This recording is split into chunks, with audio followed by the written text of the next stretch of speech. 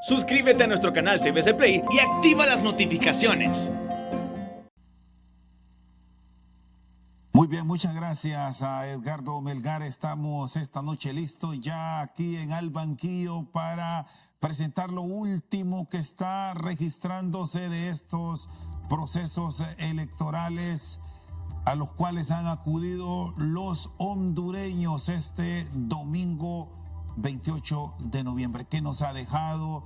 Ya hay datos por parte del órgano electoral que nos permiten tener claro el nivel electivo presidencial, con Iris Xiomara Castro Sarmiento de Celaya como la virtual presidenta electa de los hondureños. Muchas alcaldías municipales también ya se ha dado el reconocimiento público por parte de quienes han resultado vencidos por el veredicto del pueblo. Ha pasado en San Pedro Sula, donde el alcalde municipal Armando Calidonio reconoce el triunfo de la alianza opositora. Igual ha ocurrido aquí en la capital hondureña, donde el candidato del Partido Nacional, David Chávez Madison, ha reconocido el triunfo de Jorge Aldana, candidato de la alianza opositora. Y muchas otras ciudades del país ya están marcando una tendencia que permite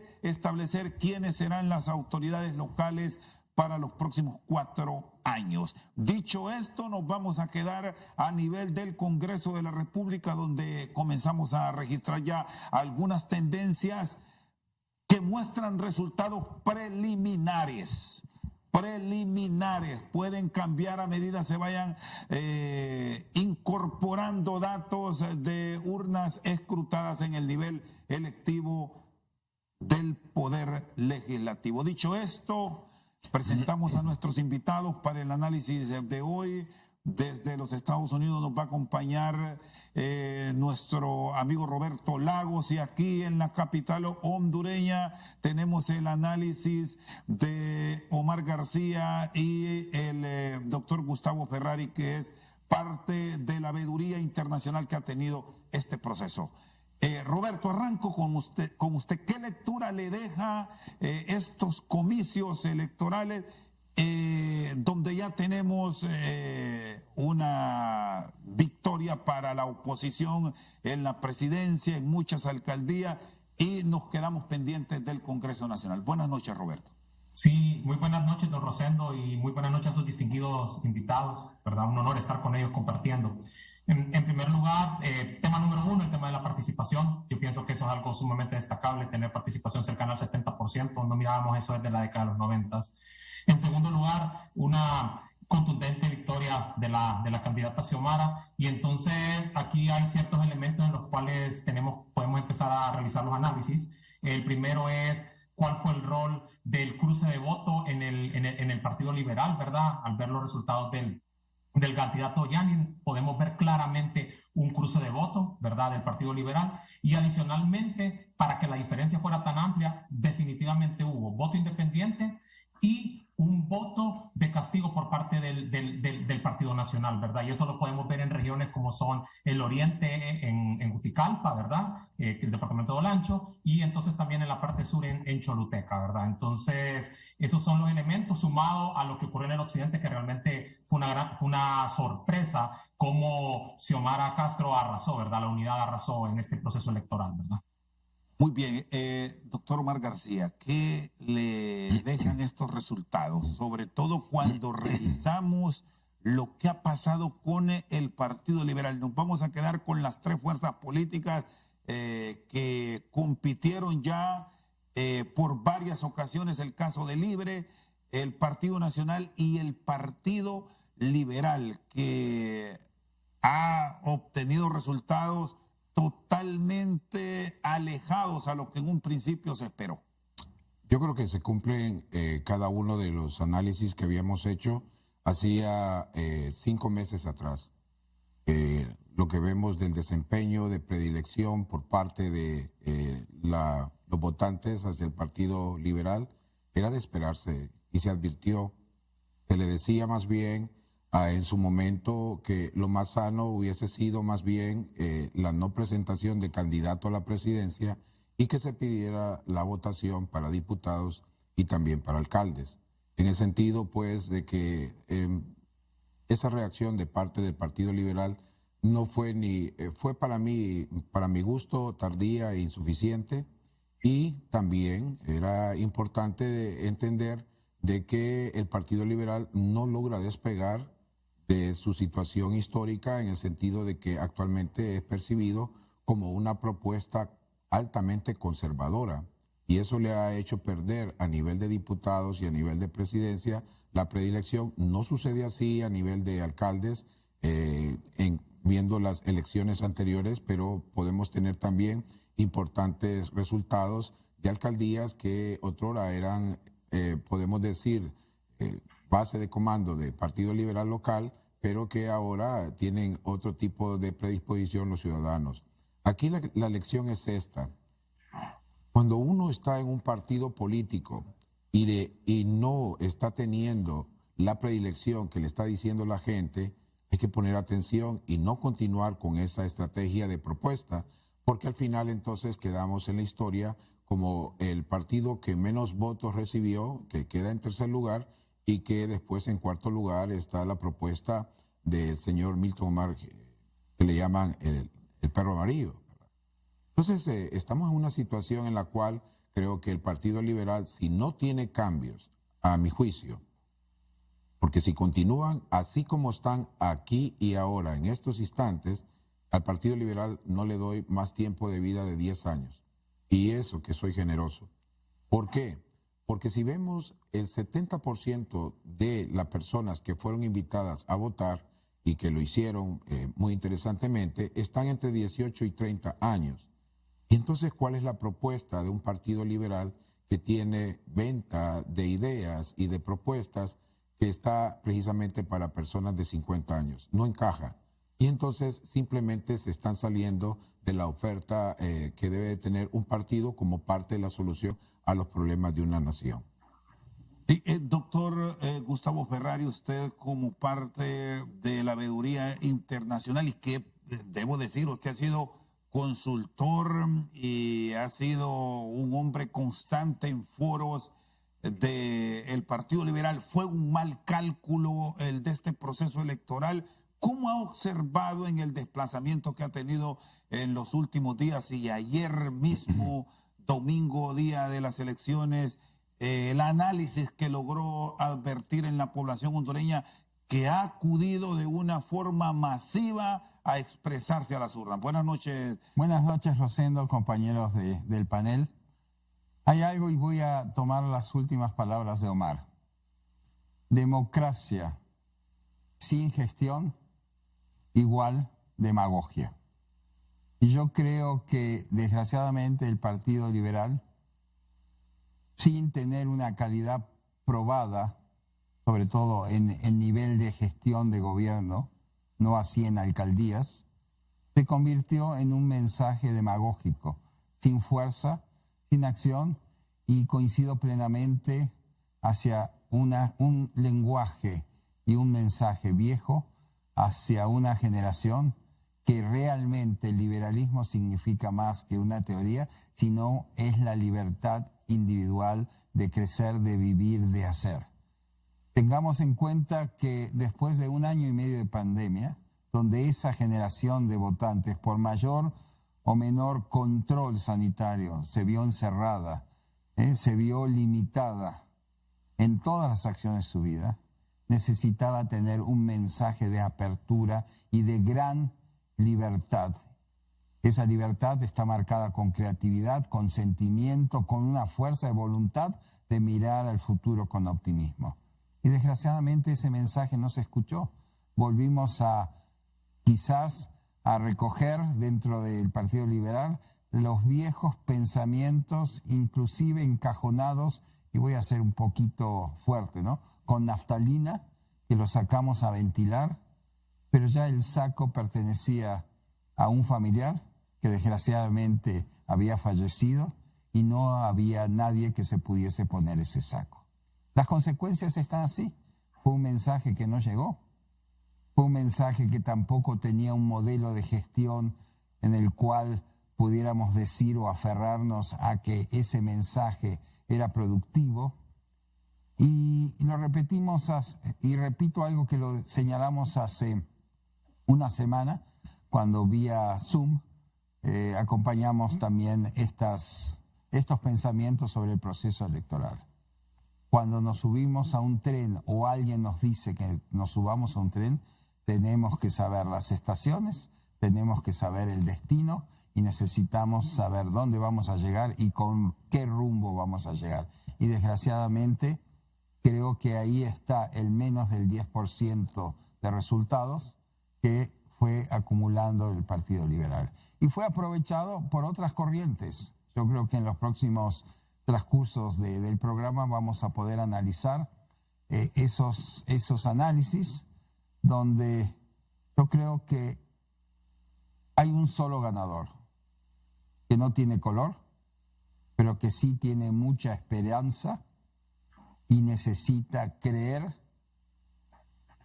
en un futuro para el pueblo de Honduras. Muy bien, está con nosotros en este análisis hoy especial de Al Banquillo el doctor Gustavo Ferrari. Nos acompaña también Omar García y Roberto Lagos. Vamos a ir a una pausa. Cuando retornemos vamos a analizar la reacción del pueblo, la tranquilidad, debemos decir, que hoy se ha observado en todo el territorio nacional y haber alejado ese fantasma del miedo y la preocupación que se mantuvo por muchos días previo a la elección. Adiós, gracias. Hoy ya se está reconociendo la victoria de Xiomara Castro por muchos de los que fueron sus contendores en la elección de este domingo. Una pausa y ya volvemos.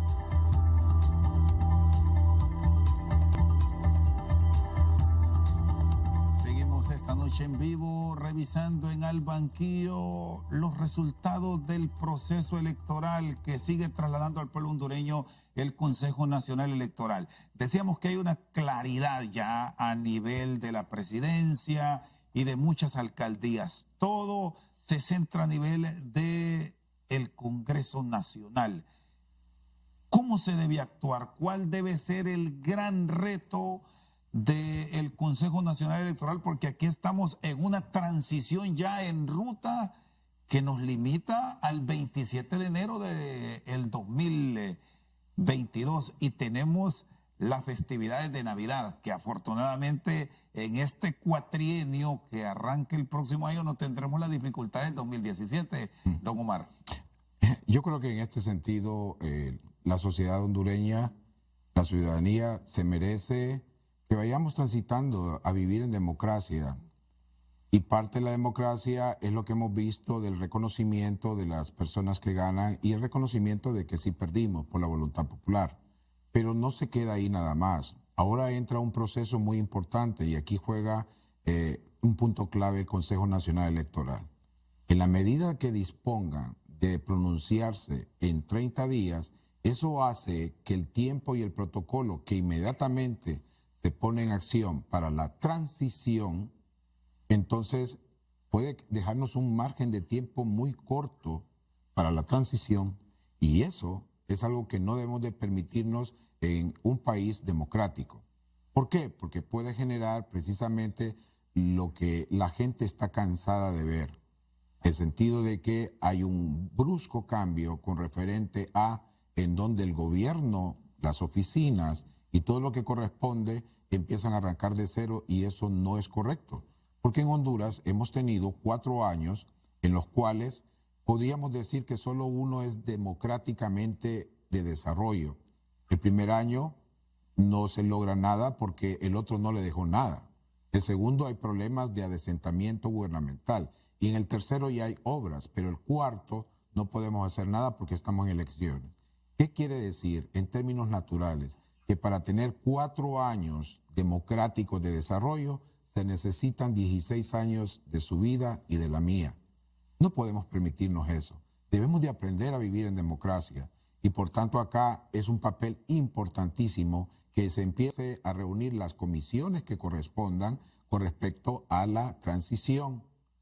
Todo país que es republicano y democrático empieza a tener precisamente esos acercamientos. Esas fechas deben de ser con un calendario. No es así como ahorita reunámonos, no.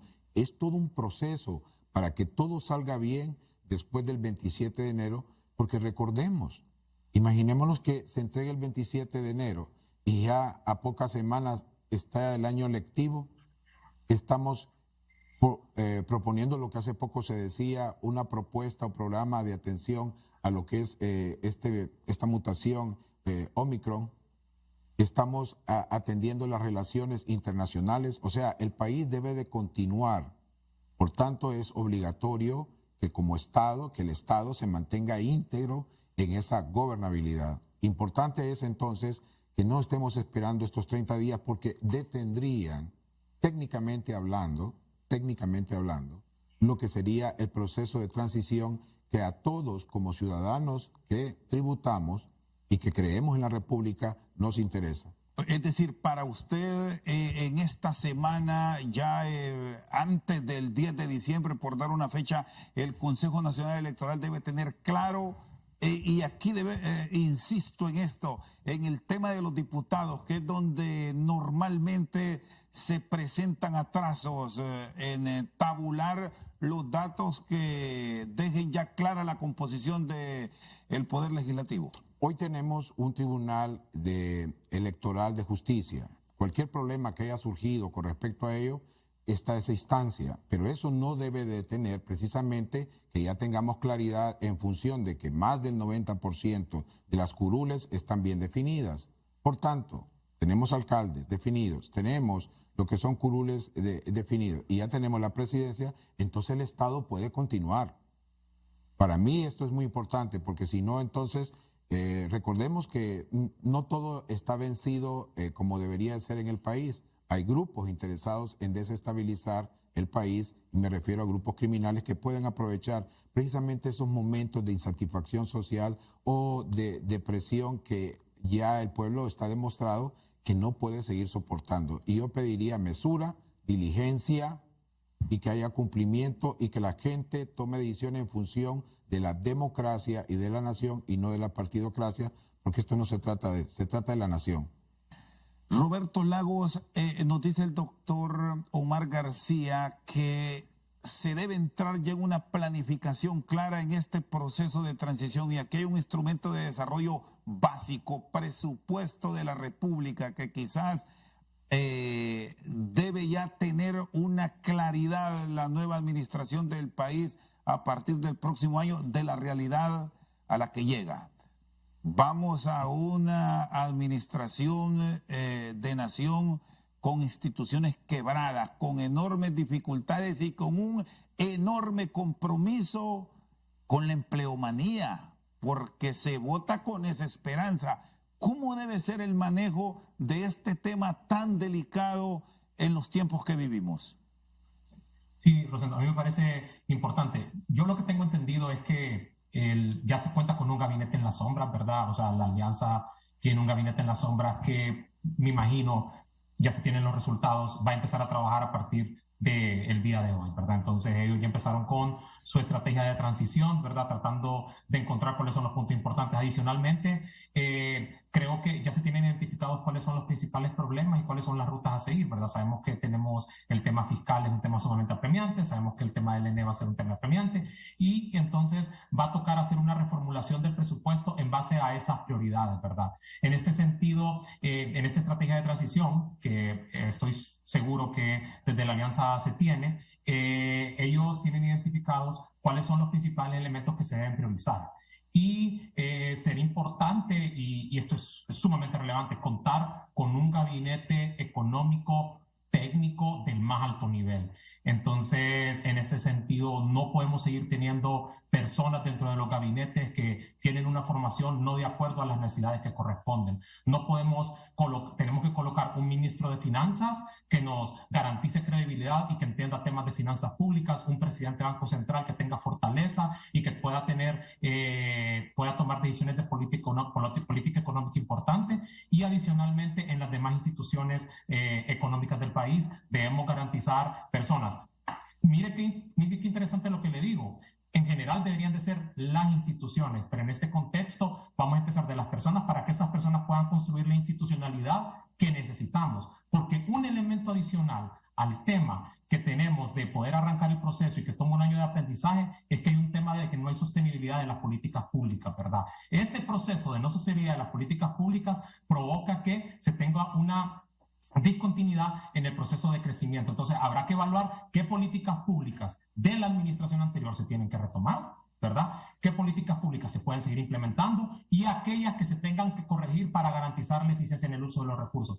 Honduras está en un estado crítico desde la parte económica, usted bien lo ha mencionado, con los niveles de déficit que se manejan, ¿verdad? Con el nivel de endeudamiento que se tiene, con todo el tema de gasto en tema político que tuvo que haberse utilizado durante la pandemia, pero se utiliza al final del gobierno. Entonces, tiene que tener personas con mucho conocimiento y con mucha claridad, ¿verdad? Y en este sentido creo que nosotros los hondureños le hemos dado el voto de confianza y, como decía el doctor Gustavo Ferrari, una página en blanco, ¿verdad? Para que puedan construir a partir de ese momento. Muy bien, vamos a ir a una pausa, luego seguimos con este análisis y expectativas en el país tras las elecciones de este domingo 28 de noviembre. Ya regresamos.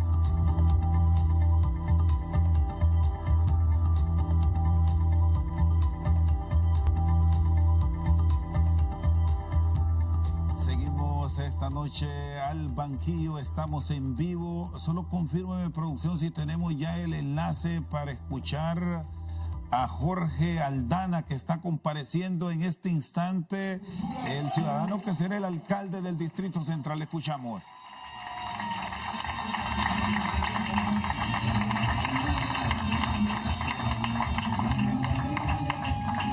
Así como hoy Honduras tiene una primera mujer presidenta electa,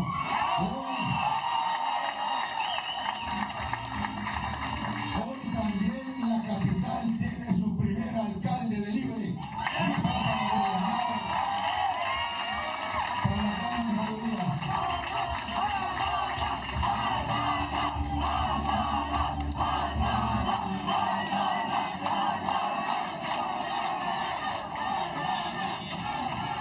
Quiero agradecer a Dios, en primer lugar, a la Virgen Santísima que nos permitió llegar hasta este momento con salud, con energía y con fuerza.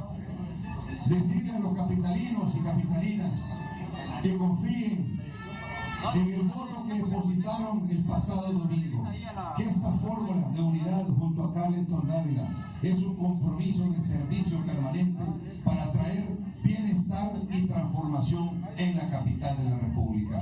Nos comprometemos, como lo hicimos en la campaña política, en esta ciudad, que es la más importante del país, que hoy es un desastre completo, que hoy es un desorden completo, vamos a poner orden en la capital y vamos a resolver de una vez por todas el problema del agua en los barrios y colonias más pobres de la capital.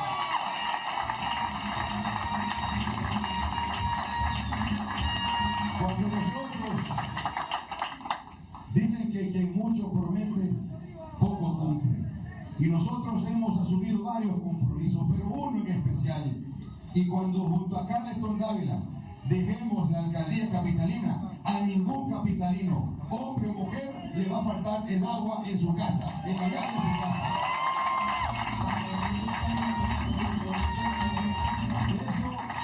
Lo hablamos con nuestros diputados, que tendremos una mayoría absoluta en el Congreso Nacional para que nos apruebe proyectos, fondos y recursos para garantizar llevar a cabo. Bueno, ahí está la presentación que en este momento hace ante la dirigencia de Libertad y Refundación y la capital hondureña.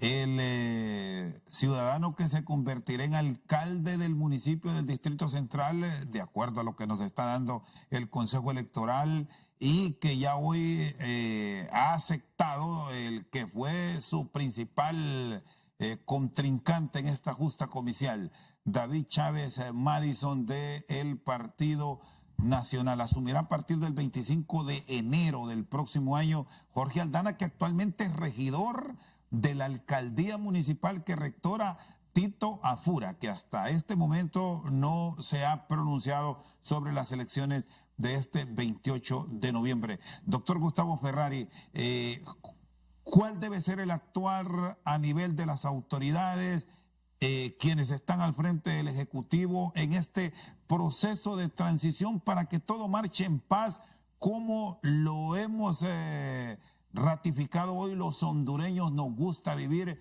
en un país donde no hubo tomas ni problemas mayúsculos por la elección de este domingo. Yo creo, Rosendo, que ayer hubo una señal, que no es una señal ideológica, no es una señal partidaria, es una señal de la ciudadanía, de un país que tiene problemas. Y esos problemas hay que resolverlos con urgencia. No hay mucho tiempo. El proceso de la transición o el cambio de mando es el 27 de enero, con las fiestas, como bien se decían, prácticamente no se llega a un mes para hacer toda la transmisión entre el gobierno saliente y el entrante. Y la gente necesita tres cosas. Necesita, la primera, lo dije hace un rato, confianza, credibilidad y esperanza para que el proceso que se inicia cumpla las necesidades. Para ello, y lo comentábamos recién en el receso, yo creo que es fundamental que las autoridades electas, la presidenta electa o cuasi electa, antes del fin de semana anuncie oficialmente su equipo de transición. Porque eso también va a dar certeza. Estamos hablando de algo muy importante que no hemos hablado dentro de este foro, de esta charla, que es el tema de la comunicación. La gente necesita estar comunicada para ser partícipe y hasta cómplice del proceso que viene. Cuando digo cómplice es para apoyarlo mucho más. Tenemos que fortalecer esos principios de comunicación y desde el momento que tengamos oficializado un equipo de transición, ese equipo de transición puede obligar o debe obligar al equipo saliente de la entrega, inclusive golpeando las puertas. Señores, nosotros necesitamos tener en orden lo que vamos a recibir. Yo creo que pasa más por un tema de una cuenta pública, de un programa de gobierno, sino simplemente, es decir, desde el día 1 yo tengo que saber dónde estoy sentado, hacia dónde voy a ir, lo repito, quién va a ser el conductor de este tren y cuál es la estación que queremos llegar. Aquí no cabe aquello, doctor Ferrari, de que estoy pendiente de llamarlos, que me voy a organizar para entregarle cuentas claras. Es de ya, de que el Ejecutivo abra las puertas. Mira, no se ha pronunciado ni a favor ni en contra el señor presidente de la República, inclusive de un proceso que, más allá del resultado, él quiso mostrarse como garante de ese proceso y en el fondo quizás lo consiguió. O sea, el proceso lo inicia un gobierno en ejercicio y él tiene, hasta diría, defender lo que luchó para que este proceso fuera, como ocurrió ayer, transparente, en armonía y pacífico. No lo hizo. Tampoco ha reconocido ni se ha pronunciado, y no estoy necesariamente en un pronunciamiento hacia favor o en contra del ganador. Un pronunciamiento hacia lo que la gente en su momento, todo el día de ayer, estaba pidiendo. Paz, armonía y tranquilidad para un futuro de Honduras. Creo que ha sido una actitud, perdón la expresión, demasiado egoísta. Prevalecieron los intereses personales frente a los intereses de una población que necesita nuevamente, y lo reitero, encontrar un rumbo. Los números de Honduras, no me interesan las fuentes, si son confiables o no confiables, los números de Honduras marcan una situación económica, social muy preocupante. Sumado a ello, quizás una corrupción insultante que se ha manifestado y está en la boca de todos los ciudadanos. entonces necesitamos empezar a hacer las cosas bien. Y creo que es el momento para las autoridades o para el espacio político que ganó la elección empezar a hacer las cosas bien. Y la primera es hacer una transición en orden. No podemos recibir, o no pueden ellos recibir, un gobierno donde alguien les deje la llave y le diga arreglate. Porque eso no es democracia. Eso es autoritarismo. Y yo creo que el día de ayer, fundamentalmente, como bien lo decía Omar, nos dimos cuenta que el pueblo hondureño sigue creyendo y esperanzado en la democracia. Muy bien, vamos a ir a una pausa y luego seguimos en este análisis y expectativas de las elecciones del pasado 28 de noviembre. Ya volvemos.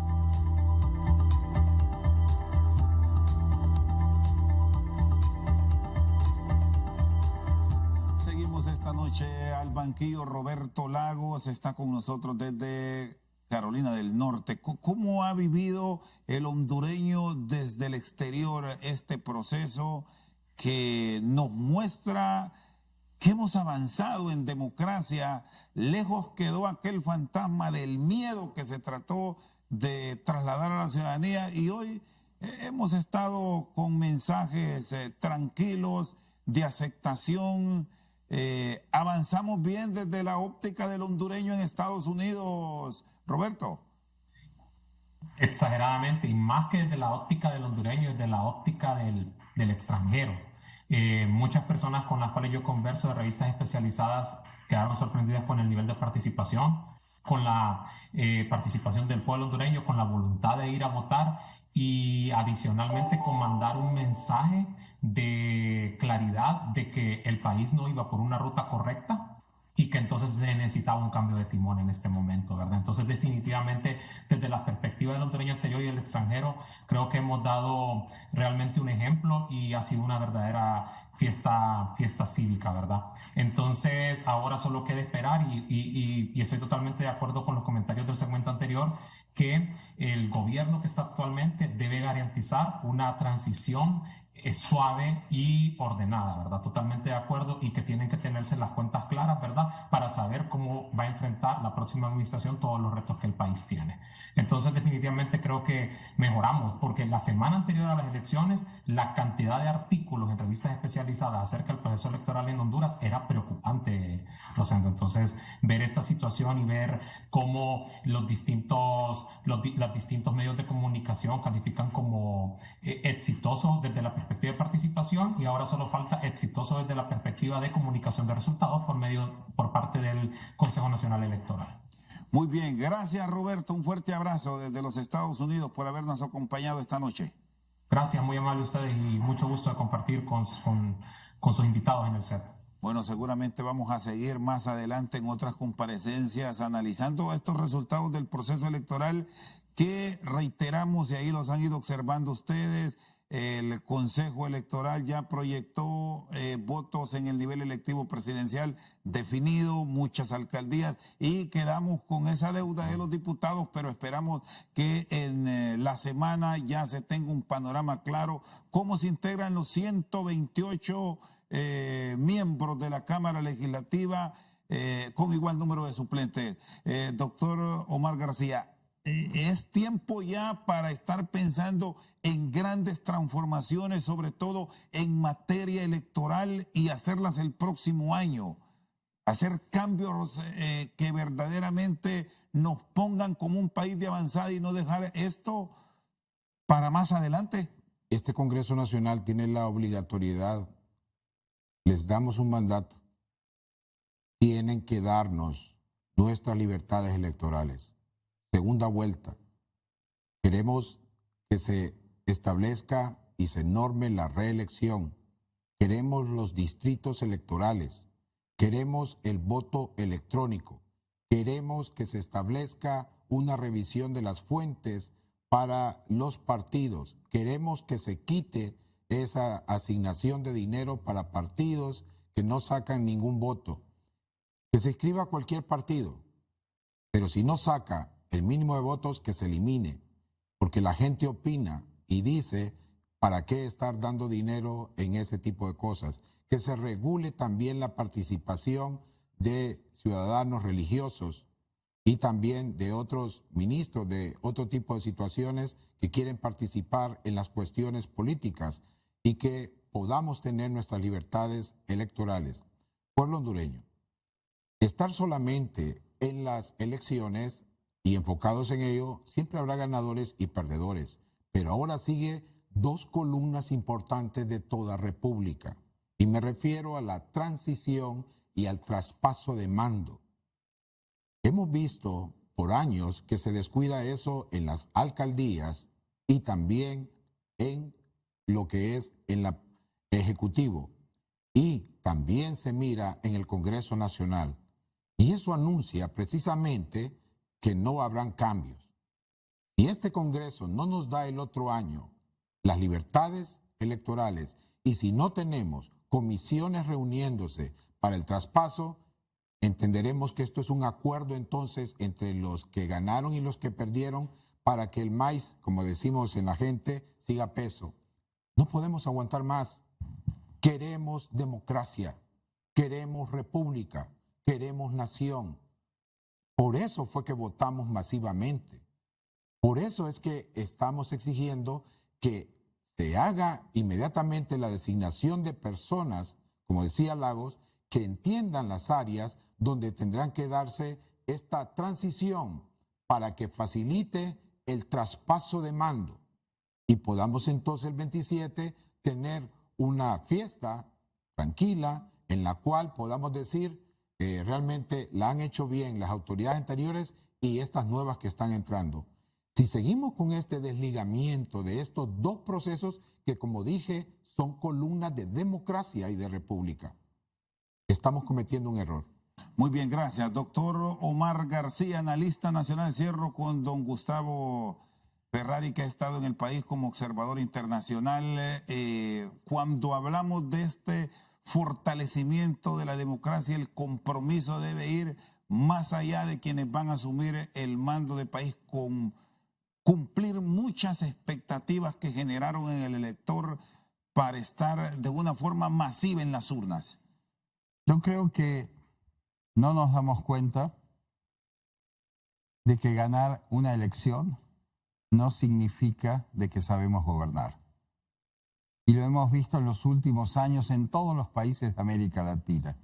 Candidatos que llegaron a ganar una elección con un alto índice de aprobación popular y a los 2 años, ese tiempo que quizás Omar acaba de decir, su situación de ingobernabilidad los hace prácticamente despedir muchas veces anticipadamente su mandato de gobierno.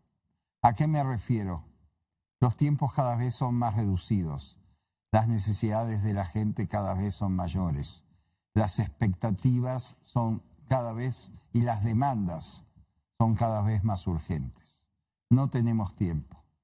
Si realmente lo que pasó el día de ayer no se ve reflejado en la calidad de la democracia de los próximos año y medio, diría que estaríamos o habríamos o hubimos votado más de lo mismo para estar peor todos los días y sin la esperanza, o mejor dicho, con la resignación de que nuestro país, en este caso Honduras, al cual me siento muy identificado, va a seguir resignando a continuar con los índices tan dramáticos e indicadores tan dramáticos que tiene el continente.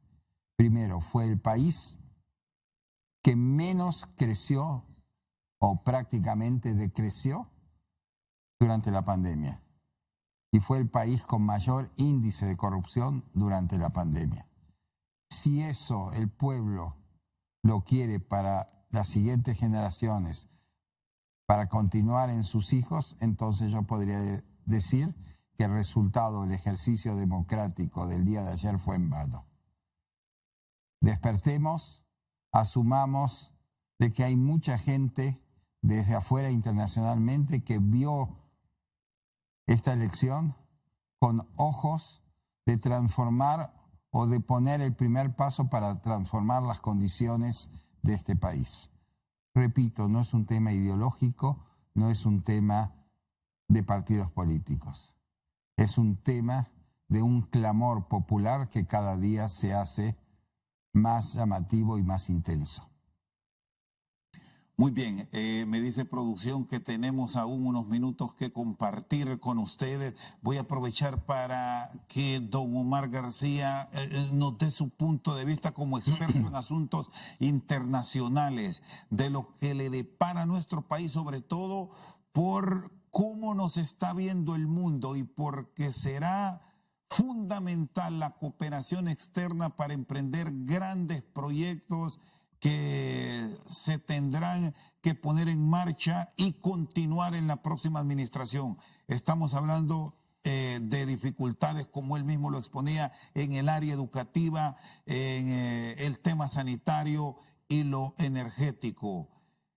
¿Qué aliados van a ser claves para Honduras en este contexto internacional que se nos ha ido alejando en parte por los temas que exponía el doctor Ferrari, el tema de la transparencia como punto clave, Omar? Yo creo que debemos de dar como nación respuesta a las inquietudes y a lo que se nos está pidiendo la comunidad internacional. Hay que darle respuesta.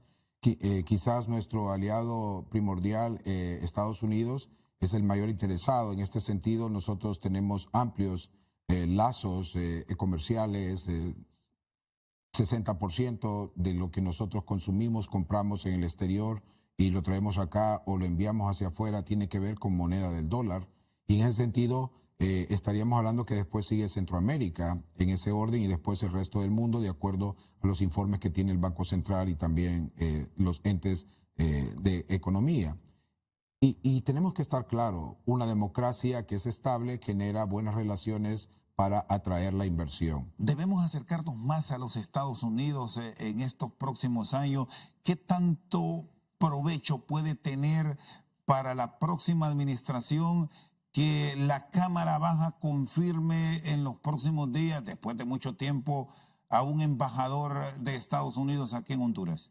Sí, bueno, una embajadora, ¿no? Que es la que está recibiendo. También la nueva teniente general del Comando Sur es una mujer y ahora tenemos una presidenta, en el caso de Honduras, electa.